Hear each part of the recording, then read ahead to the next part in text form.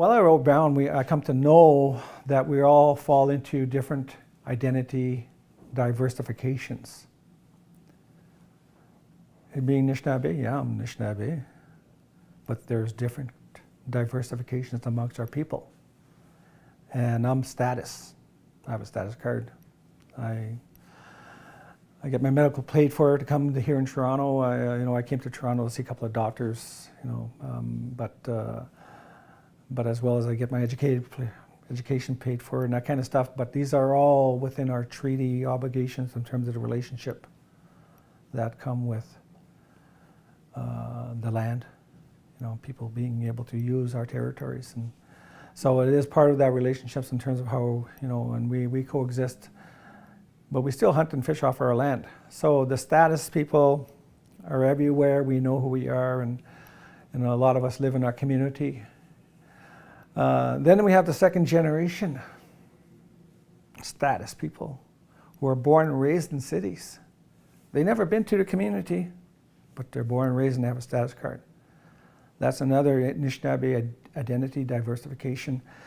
And some people, wow, I don't even know who I am. I haven't been into my community. And so it becomes a very complicated feeling kind of thing, of feeling shame or guilt or kind of stuff, because they don't know. And sometimes they're put on the spot. Who are you? And that kind of, how you know, the kind of stuff is because their skin is brown. So the other one is the non-status. The non-status are the ones, through blood quantum, under the Indian Act.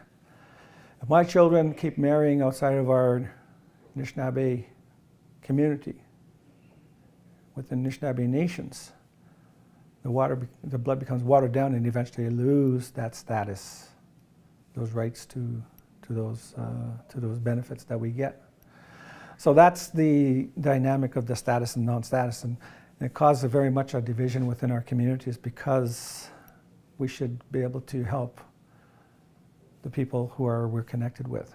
And the government doesn't see it that way. They created this Bill C-31, and so our community is very much having issues over that, And right now my community is going through membership code that they got to develop in order for them to move into negotiations in terms of getting an agreement around our land. But until that time, in my context in terms of Anishinaabe, because we have like 4,000 square miles of territory, my family, we're north of Lake Temagami, Diamond Lake, Lady Evelyn, Maple Mountain, down into Ababaka Lake, which is the old growth forest. That's the Bijou territory. And each family has their own territory like that. And it's been passed on from generation to generation, and that's like maybe 200 square miles of hunting territory that's within the Bijou family. So until they have a settlement, the status quo doesn't apply in terms of what they say that, they say they developed these boundaries in regards to a park in my hunting territories. They didn't come to ask the Bijou family. It was the duty to consult fit into this. They didn't. So it doesn't apply to us. We don't accept the status quo. We go and hunt whenever we please. We fish whenever we please. We go get wood and do what we need to do to survive and live off that land.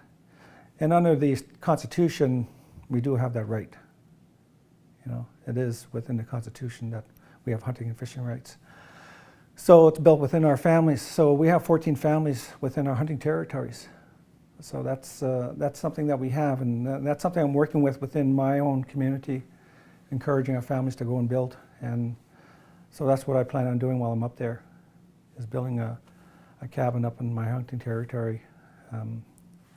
I built homes back in my younger days, and I was into construction.